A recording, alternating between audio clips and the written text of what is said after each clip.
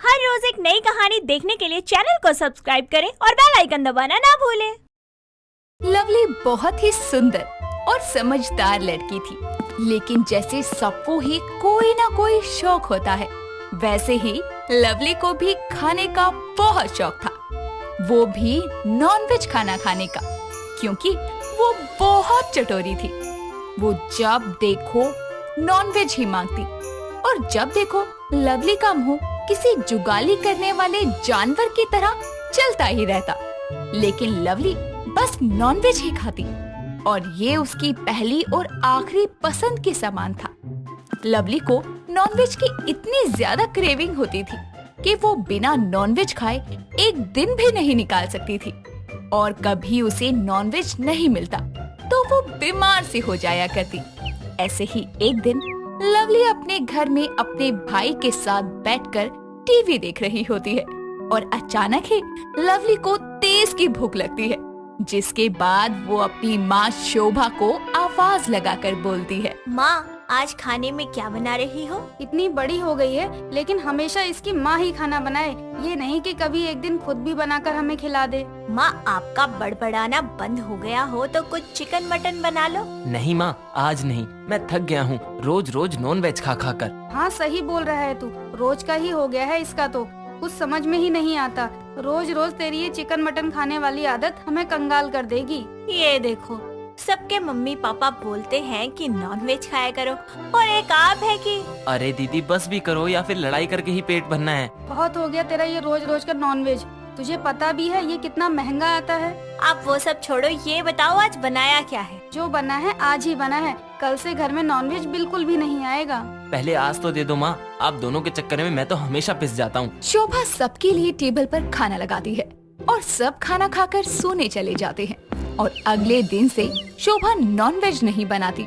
Lovely को nonveg ना मिलने की वजह से वो बहुत गुस्से में शोभा के पास जाकर कहती है, ये क्या, आज आपने एक भी नॉनवेज डिश नहीं बनाई? आपको पता है ना, बिना नॉनवेज खाए मुझे नींद नहीं आती।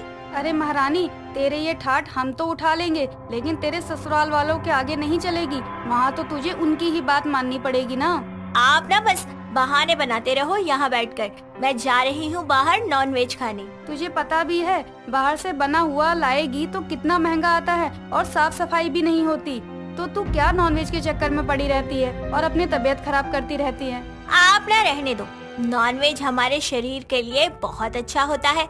आपको तो यही लग रहा है कि आप नहीं बनाओगी तो मैं खाना छोड़ दूंगी, लेकिन ऐसा बिल्कुल नहीं है। मैं बाहर जाकर खा लूंगी। इतना बोलकर लवली नॉनवेज खाने चली जाती है और बहुत दिनों तक वो इसी तरह रोज बाहर से नॉनवेज लाकर खाया करती थी। दिन गुजरते गए और लवली की नॉनवेज खाने की आदत उसकी लत में बदल गई। अब लवली बिना नॉनवेज खाए नहीं रह पाती थी। कुछ दिनों बाद लवली के लिए विनोद नाम के लड़के का रिश्ता आता है और शोभा को विनोद बहुत अच्छा लगता है, जिसके बाद वो दोनों की शादी तय कर देती है। देखते ही देखते कुछ दिनों बाद दोनों की शादी हो जाती है। शादी के कुछ दिनों तक लवली लगातार नॉनवेज की तरह तरह की डिश बनाया करती थी। ये देखकर एक दिन लवली की सास शालिनी लवली से कहती है, बहू आज कुछ हल्का बना ले, बहुत दिनों से लगातार नॉन वेज ही खा रहे हैं। आज मेरी हालत कुछ ठीक नहीं है, इतना भारी खाना खाने का मन भी नहीं है। ठीक है माँ जी, मैं आपके लिए चिकन सूप बना देती हूँ, वो हल्का रहेगा। अरे नास बेटी, तेरे नॉन वेज के चक्कर में आज मेरी ऐसी हालत हो रखी है और अब भी तुझे चिकन सूप ही देना है। खिचड़ी बना देना जाकर। ठीक है माँ जी, मैं आपके लिए खिचड़ी बना देती हूँ। विनोद जी और अपने लिए कुछ नॉनवेज बना लूंगी। अरे करम जली, तू एक दिन नॉनवेज नहीं खाएगी तो मर नहीं जाएगी। माँ जी मैं आपके लिए तो खिचड़ी बना रही हूँ ना, अब क्या अपने लिए नॉनवेज नहीं बना सकती? आग लगे तेरे नॉनवेज को, तू तो खुद भी खाकर मरेगी और साथ साथ हमें भी खिलाकर मारेगी। लवली शालिनी की बात को अनसुना कर देती है और विनोद और अपने लिए नॉनवेज बना लेती है। शाम को जब विनोद ऑफिस से घर आता है तो वही रोज की तरह नॉनवेज को देखकर चिल्लाते हुए लवली से कहता है, ये क्या लगा रखा है तुमने? तुम्हारा मन नहीं भरता है क्या इन सब चीजों से? इतना भी कौन खाता है भला? तुम्हारे नॉनवेज की आदत से पता भी है हमारे घर का खर्चा कितना बढ़ गया है। तुम्हें भी क्या तुम्हारी माँ ने सिखा दिया? अभी तक तो तुम्हें नॉनवेज से कोई प्रॉब्लम नहीं थी, फिर आज कैसे हो गई? तुम्हें इतना नॉनवेज चल जाता होगा, लेकिन हमें नहीं चलता है इतना। रोज रोज इतना नॉनवेज खाने से बॉडी पर भी इफेक्ट होता है और जेब पर भी। कहाँ से आएगा इतना पैसा नॉनवेज के लिए? नॉनवेज नहीं खिला सकते हो तो क्या ही कर सकते हो। तुम बहुत ज्यादा बोल रही हो। तुम्हें नॉनवेज खाने के लिए कब मना कर दिया? लेकिन ऐसे रोज रोज कौन खाता है? मुझे रोज रोज चाहिए होता है, और वैसे भी आपको क्या ही पता नॉनवेज शरीर के लिए कितना अच्छा होता है। मैं तो रोज खाऊंगी। इतना बोलकर लवली कमरे में चली जाती है और लवली पर किसी की भी बातों का कोई असर नहीं होता। वो अपने नॉनवेज के आगे किसी की भी नहीं सुनती थी और वो रोज रोज इसी तरह घर में कभी चिकन के पकोड़े, मटन कोरमा या कबाब की नई नई तरह की डिश बनाया करती। लवली की अलग अलग तरह की डिश को विनोद और शालिनी भी मजबूरन खा लेते। ऐसे ही बहुत दिनों तक चलता रहा और कुछ दिनों बाद लवली घर में फिश कटलेट बनाती है और उसको खाते ही विनोद की अचानक बहुत तबीयत खराब हो जाती है और वो चक्कर खाकर गिर जाता है। शालिनी और लवली जल्दी से विनोद को पास के हॉस्पिटल में लेकर जाते हैं और विनोद का इलाज शुरू होता है। विनोद का इलाज करने के बाद डॉक्टर बाहर आते हैं और शालिनी व लवली को बताते हैं, आपने इन्हें ज्यादा नॉनवेज क्यों खाने दिया? क्या इनकी ये हालत नॉनवेज खाने की वजह से हुई है? ये तो कुछ नहीं है, विनोद में बर्ड फ्लू के लक्षण दिख रहे हैं। अभी आप लोग उनके पास नहीं जा सकती क्योंकि ये फ्लू आपको भी हो सकता है। क्या नॉनवेज खाने से बीमारी हो सकती है? नहीं, नॉनवेज खाने से नहीं होती, लेकिन जिस तरह विनोद ने रोज खाया है इसलिए इनको ये प्रॉब्लम हुई है। देख लिया, तेरे नॉनवेज के चक्कर में आज मेरा बेटा कहाँ आ गया। माँ जी मुझे माफ कर दो, आज मेरी वजह से विनोद जी की ये हालत हो गई। मुझे नहीं पता था कि नॉनवेज से कुछ ऐसा भी हो सकता है। तूने तो माफी मांग ली, लेकिन मेरा बेटा तो आज तेरी वजह से हॉस्पिटल तक आ गया ना। मुझे बिल्कुल भी बात नहीं करनी तुझसे, चली जा यहाँ से। नहीं माँ जी, मुझे माफ कर दीजिए, मुझसे गलती हो गई। आगे से मैं घर में नॉनवेज कभी नहीं बनाऊंगी और मैं भी नॉनवेज नहीं खाऊंगी। प्लीज मुझे यहाँ से मत भेजिए। मैं आपका और विनोद जी का अच्छे से ख्याल रखूंगी। आपको शिकायत का कोई मौका नहीं दूंगी। मुझे समझ आ गया है कि खाना नहीं, परिवार सबसे ज्यादा जरूरी है। बहू, तुझे अपनी गलती समझ आ गई, यही बहुत है मेरे लिए। बस अब मेरा बेटा जल्दी से ठीक हो जाए। लवली को अपनी गलती समझ आती है और वो शालिनी से माफी भी मांगती है। कुछ दिनों बाद विनोद पूरी तरह से ठीक हो जाता है। लवली व शालिनी दोनों मिलकर विनोद को घर ले आती हैं। विनोद के घर आने के बाद लवली विनोद से भी माफी मांगती है और आगे से नॉनवेज को लेकर जो उसका पागलपन था उसको भी सुधार लेती है और अपने परिवार के साथ वेजिटेरियन खाना भी शुरू करती है। विमला की बड़ी बहू कंचन एकदम सुंदर रूप वाली थी। जो कोई भी उसके रूप को देखता उसकी तारीफें करते नहीं थकता। पर विमला के छोटे बेटे अखिल ने अपनी पसंद की लड़की संध्या से शादी की थी। संध्या अपने नाम की तरह ही सांवली थी, पर वो बेहद गुणी थी। विमला जितना प्यार कंचन से करती उतना ही वो संध्या से चिढ़ा करती। ऐसे ही एक दिन विमला काफी साड़ियाँ लेकर घर आती है और दोनों बहुओं को बुलाती है और उसके बाद विमला बोलती है, कंचन बहू, संध्या बहू, ये कुछ साड़ियाँ हैं तुम दोनों के लिए। जो पसंद आए देख लो और ले लो। विमला की बात सुनकर कंचन और संध्या साड़ियाँ देखने लगती है। तभी संध्या की नजर एक काले रंग की साड़ी पर जाती है और वो बोलती है, माँ जी मुझे ये काली साड़ी बहुत पसंद है, मैं ये ले लूं? पर ये तो मुझे भी पसंद आई थी, मुझे चाहिए ये वाली। अरे काली घटा, तेरा दिमाग फिर गया है क्या? ये काले रंग की साड़ी पहनकर जो तू थोड़ा बहुत दिखती है ना, वो भी नजर नहीं आएगी। पर माँ जी मुझे भी यही पसंद है और मुझे यही चाहिए। चाहने से सब नहीं होता है ना, और भैंस को कभी काला करने की जरूरत नहीं होती, वो तो होती ही काली है, जैसे तू। अब चुपचाप ये साड़ी कंचन बहू को दे दे, उसमें ये चांद की तरह चमकेगी। इतना कहकर विमला संध्या के हाथों से साड़ी छीनकर कंचन को दे देती है और संध्या उदास होकर वहाँ से चली जाती है। ऐसे ही वक्त बीतता है। विमला हमेशा ही संध्या को उसके सांवले रंग के लिए जली कटी सुनाया करती थी, तो वहीं कंचन भी अपनी सास का बराबर साथ दिया करती थी और वो जानबूझकर संध्या को नीचा दिखाया करती थी। ऐसे ही एक दिन दोनों देवरानी जेठानी शॉपिंग के लिए मार्केट जाती हैं और मेकअप प्रोडक्ट्स खरीदने के लिए एक कॉस्मेटिक शॉप पर जाती है, जहां कंचन बोलती है, भैया जरा अच्छे अच्छे लिपस्टिक के शेड दिखा दीजिए। जी जी बहन जी, अभी दिखाता हूँ। इतना कहकर दुकानदार कंचन और संध्या को ढेर सारी तरह की लिपस्टिक दिखाता है, जिसके बाद कंचन और संध्या हाथों पर लिपस्टिक लगा लगा कर देखने लगती है। तभी कंचन बोलती है, संध्या एक बात कहूँ? जी दीदी कहिए ना, क्या हुआ? अब मैं तो रूपवती हूँ, मुझ पर तो सारे रंग सुंदर लगते हैं, बस तेरी ही दिक्कत है, हर रंग पहनने का हक नहीं है ना तुझे। दीदी ऐसा कुछ नहीं है, मुझे जो रंग पसंद है मैं वही लगाती भी हूँ और पहनती हूँ। भले ही मेरा रंग सांवला है, पर मेरे नैन नक्श तो अच्छे हैं ना। ओह, नैन नक्श अच्छा है तो क्या हुआ, रंग रूप तो मेरा ही अच्छा है, फिर चाहे तो कुछ भी बोल। दीदी इंसान का रंग रूप ही सब कुछ नहीं होता, उसके गुण भी होते हैं, और आप में कितने गुण हैं कितने नहीं, ये मुझसे बेहतर कोई नहीं जान सकता। संध्या की बात सुनकर कंचन को गुस्सा आता है और वो बुरा सा मुंह बनाकर वहाँ से चली जाती है। और घर आकर कंचन सारी बात विमला को बढ़ा चढ़ा कर बताती है और विमला गुस्से में संध्या के पास जाती है और उसे एक जोरदार चाटा जड़ देती है और बोलती है, क्यों री काली बिल्ली, तेरी हिम्मत कैसे हो गई कंचन बहू को इतना सब कहने की? अरे जैसे रात और दिन का कोई मेल नहीं होता ना, वैसे ही तेरा और कंचन बहू का कोई मेल नहीं है। आज के बाद अपना ये काला सा मुंह सोच समझ कर खोलियो। आज तो हाथ उठाया है, कल को तुझे उठा के घर से बाहर फेंक दूंगी। इतना कहकर विमला वहाँ से चली जाती है और उसके जाते ही कंचन बोलती है, तो पता चल गया मुझसे जुबान चलाने का नतीजा। आज के बाद फिर कभी मुझसे कुछ कहने की हिम्मत मत करना, वरना पता नहीं क्या क्या होगा। वैसे भी भूलो मत, मेरे पास रूप का खजाना है, जहाँ जाती हूँ माँ जी की इज्जत 2 गुनी हो जाती है और तुम बेइज्जती करवाती हो। कोई बात नहीं दीदी, आपने जो किया मैं उसका बदला नहीं लूंगी आपसे, क्योंकि मैं आपके जितनी गिरी हुई नहीं हूँ। पर भगवान तो सब कुछ देख रहा है ना, वो खुद ब खुद सब ठीक कर देंगे। इतना कहकर संध्या वहाँ से चली जाती है और ऐसे ही वक्त बीतता है। और एक दिन विमला कंचन से बोलती है, बहू जरा ये पापड़ सुखा छत पर, आज तेज धूप निकली है। माँ जी मैं क्यों जाऊँ, अब संध्या को भेज दो ना, वैसे भी उसके काले रंग पर कोई फर्क नहीं पड़ेगा।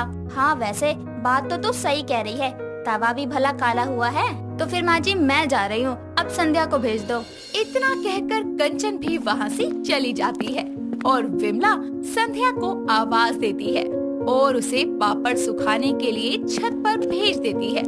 कुछ देर बाद जब संध्या धूप से नीचे आती है तो उसे देखकर कंचन बोलती है, अरे वाह संध्या, तुम पर तो ढेले भर का भी फर्क नहीं पड़ा, काली तो पहले भी थी, अब और ज्यादा दिख रही हो। सही कहा बहू तुमने, अच्छा हुआ बहू जो मैंने इसे पापड़ सुखाने भेज दिया, अगर तू या मैं गए होते तो हम भी इसकी तरह काले दिख रहे होते। कोई बात नहीं माँ जी, काली सही, इंसान तो हूँ ना, जानवर तो नहीं हूँ। और वैसे भी कुछ लोग गोरी खाल लेकर पैदा तो हो जाते हैं, लेकिन दिमाग नहीं। इतना कहकर संध्या वहाँ से चली जाती है। वक्त बीतता जाता है, पर विमला और कंचन के ताने संध्या के लिए कम ही नहीं होते और अब कंचन का घमंड भी आसमान को छूने लगा था। वो किसी की भी कोई बात नहीं सुनती थी। ऐसे ही एक दिन घर पर बहुत सारे मेहमान आने वाले होते हैं और विमला कंचन को खाना बनाने के लिए बोलती है। तभी कंचन उसे जवाब देते हुए कहती है, माँ जी मैं नहीं बनाने वाली कोई खाना वाना, मेहमान आपके हैं ना तो आप खुद ही बना लीजिए, और हाँ 1-2 चीजें मेरी पसंद की भी बना देना।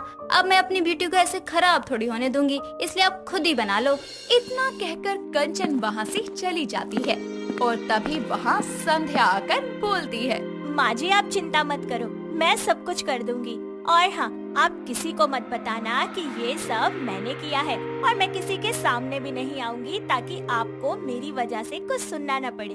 आप ये कह देना कि ये सारा खाना आपकी बड़ी बहू ने बनाया है। संध्या को मेन्यू बताकर विमला भी वहाँ से चली जाती है और संध्या अकेले बिना किसी मदद के सारा खाना बना देती है। कुछ देर बाद घर पर मेहमान आते हैं और कंचन और विमला सबको खाना खिलाती है। खाना खाकर सब खाने की खूब तारीफ करते हैं, जिसे सुनकर कंचन सबके सामने झूठ बोलती है कि ये खाना उसने बनाया है। पर विमला को ये गलत लगता है और वो सबके सामने बोलती है। जी सभी रुकिए, जो तारीफ आप मेरी बड़ी बहू कंचन को दे रहे हैं, असल में ये उसकी हकदार ही नहीं है। ये खाना उसने नहीं बनाया, ये खाना मेरी छोटी बहू संध्या ने बनाया है। रुकिए, मैं उसे बुला कर लाती हूँ। इतना कहकर विमला सबके सामने संध्या को लेकर आती है और बोलती है, ये है मेरी छोटी बहू संध्या। आज तक इसके सांवले रंग की वजह से मैंने इसे हमेशा नीचा दिखाया, भला बुरा कहा, पर इसने आज तक मुझे कुछ भी गलत नहीं कहा। मेरी हर बात को माना, मुझे इज्जत दी। बहू, मुझे माफ कर दे, मैं तेरे गुण नहीं जान पाई और ये सब करती रही। माँ जी, ये आप क्या कर रही हैं? आप मेरी माँ हैं और माँ कभी बच्चों से माफी नहीं मांगती, बस प्यार करती है। संध्या, मुझे माफ कर दो। तुम उम्र और रिश्ते में भले ही मुझसे छोटी हो, पर गुणों में तुम मुझसे कहीं ऊपर हो। दीदी, मैंने कहा था ना कि भगवान सब देख रहा है, और देखा, आज खुद ब खुद ही सब ठीक हो गया। ना मुझे कुछ करना पड़ा, ना मैंने कोई चाल चली और ना ही किसी को नीचा दिखाया। फिर भी आपको अपनी गलती का एहसास हो ही गया। कुछ देर बाद मेहमान वहाँ से चले जाते हैं और अब विमला अपनी दोनों बहुओं को बराबर का प्यार देने लगती है। साथ ही कंचन और संध्या भी सगी बहनों की तरह मिलकर रहने लगती है। इसी के साथ सबको ये समझ आता है कि इंसान का रंग ही नहीं, उसकी आदतें और गुण भी उसकी सुंदरता में चार चांद लगाते हैं। कविता को फालतू पैसा खर्च करने की बुरी लत थी। वो जब देखो पैसों को पानी की तरह ही बहाया करती थी। उसका बेटा सचिन एक मिडिल क्लास लड़की से शादी कर लेता है। अब एक अमीर सास को मिडिल क्लास बहू मिल जाती है, तो पंगे तो होने ही थे। जहाँ बहू पैसे बचाती, वहीं सास पैसे उड़ाती। फिर एक दिन कविता हाथ जोड़कर अपनी बहू से बोलती है, मुझे माफ कर दे बहू, आज सिर्फ तेरी वजह से हमारे घर की और मेरी इज्जत बच गई। कोई बात नहीं माँ जी, आप बड़ी हैं और बड़े लोग माफी मांगते हुए अच्छे नहीं लगते। आप बस आशीर्वाद दीजिए। वो तो हमेशा तेरे साथ हैं। मुझे भी माफ कर दो राधिका, मैंने भी तुम्हें बहुत बुरा भला कहा है। अरे सचिन जी, ये आप कैसी बातें कर रहे हैं? आप तो मुझे शर्मिंदा कर रहे हैं। चलो अब सब मिलकर खाना बनाते हैं। बहुत टाइम के बाद हम सब मिलकर एक साथ खाना खाएंगे। जी ठीक है, मैं अभी कुछ बना कर लाती हूँ। अब बस बहुत हुआ कविता देवी, हम और इंतजार नहीं कर सकते। देखिए, मेरा यकीन कीजिए, मैं आपके सारे पैसे लौटा दूंगी। हमें कुछ नहीं सुनना, अब ये घर तो बिक कर रहेगा। देखिए, मुझे थोड़ा सा वक्त और दे दीजिए। हम पहले ही बहुत वक्त दे चुके हैं कविता देवी, अब और नहीं। कविता उन लोगों से बहुत विनती और मिन्नतें करती है, पर वो लोग उसकी एक नहीं सुनते। जिसके बाद वो लोग एक एक करके उसके घर का सामान उठाकर इधर उधर फेंकने लगते हैं। इन सब की आवाज सुनकर राधिका वहाँ आती है और वो अपनी सास से पूछती है, माँ जी, ये क्या हो रहा है और ये लोग कौन है? बहू, ये मैं बताता हूँ कि हम कौन हैं। मैं वो हूँ जिससे तुम्हारी प्यारी सासू माँ ने मुफ्त में ज्वेलरी खरीदी थी और अभी तक उनके पैसे नहीं दिए गए।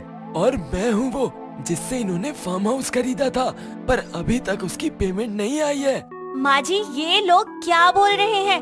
आपके ऊपर इतना कर्जा है इन लोगों का? हाँ बहू, मैंने इनके पैसे नहीं दिए, इसलिए ये लोग हमारे घर को बेचने के लिए आए हैं। क्या?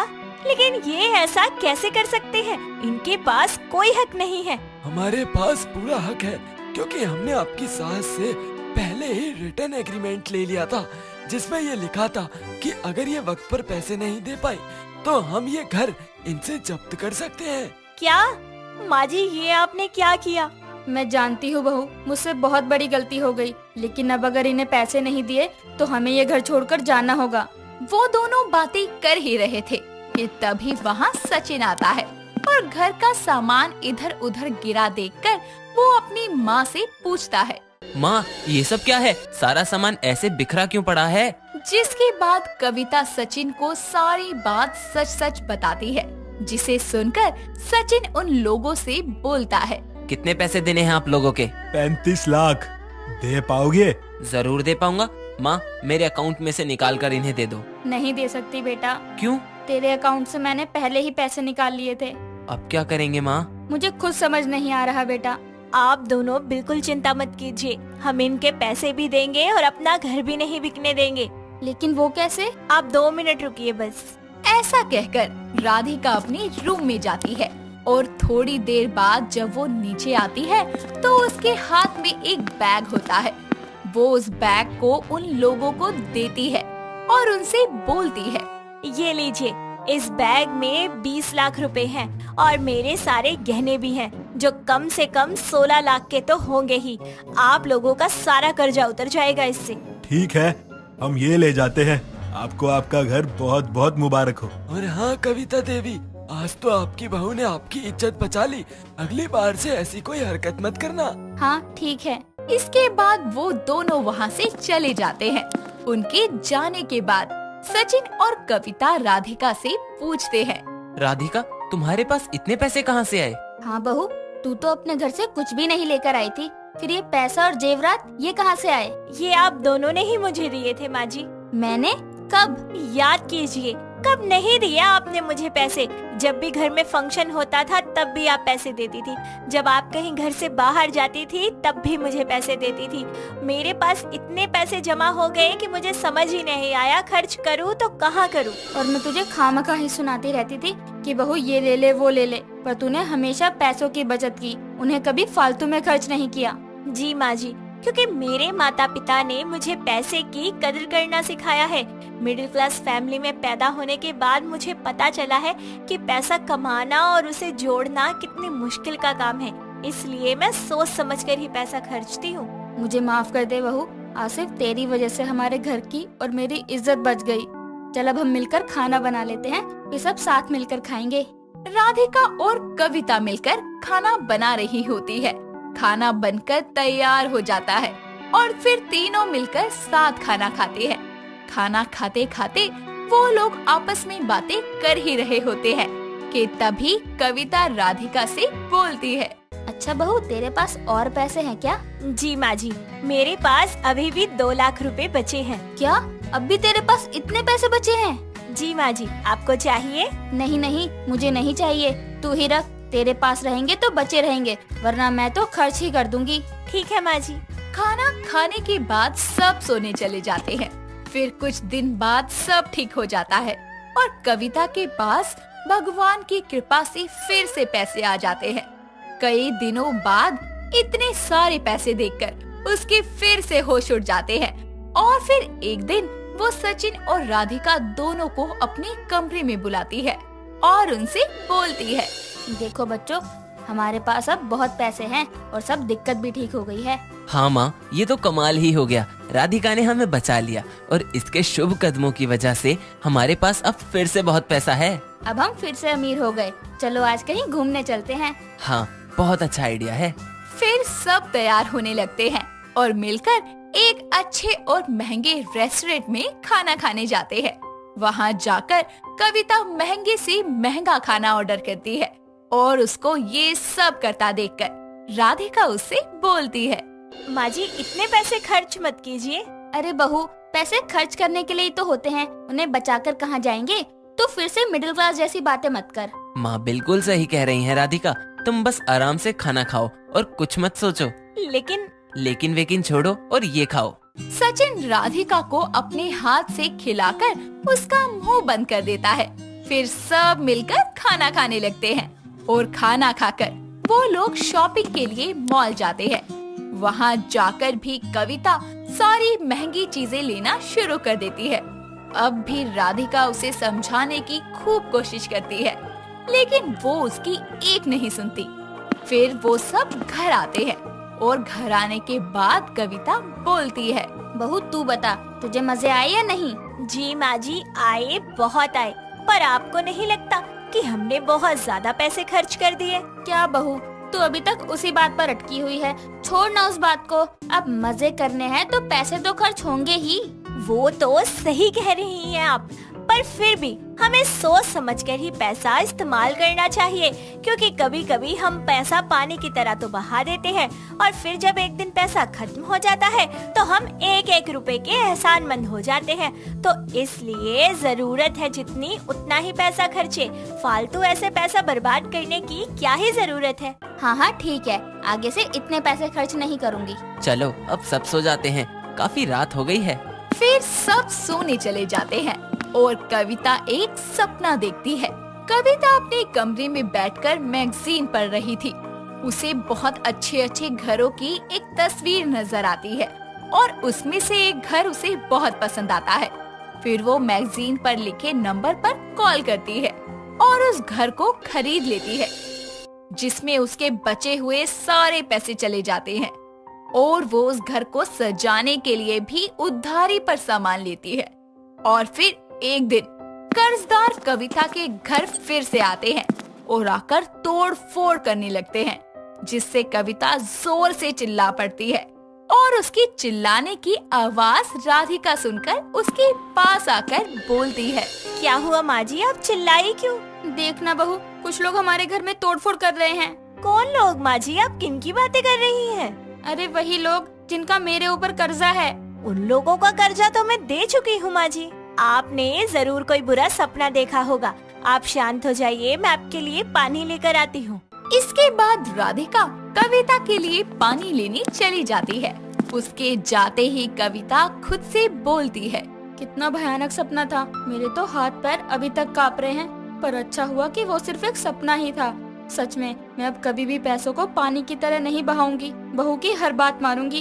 इतने में राधिका उसके लिए पानी लेकर आती है। वो उसे पानी पिलाती है और पानी पीने के बाद कविता राधिका से बोलती है, मुझे माफ कर दे बहू, पर अब मुझे सच में समझ आ गया कि पैसों को हिसाब से ही खर्च करना चाहिए। चलिए अच्छी बात है माँ जी, आपको जल्दी समझ आ गया। इसके बाद कविता कभी भी फालतू के पैसे खर्च नहीं करती और समझदारी और हिसाब से उनका इस्तेमाल करती। फिर सब मिलकर मिडिल क्लास बहू के साथ खुशी खुशी रहने लगते हैं। दोस्तों, अगर आपको ये कहानी पसंद आई तो इसे लाइक करें, शेयर करें और कमेंट करके बताएं कि कहानी में आपको सबसे अच्छा क्या लगा।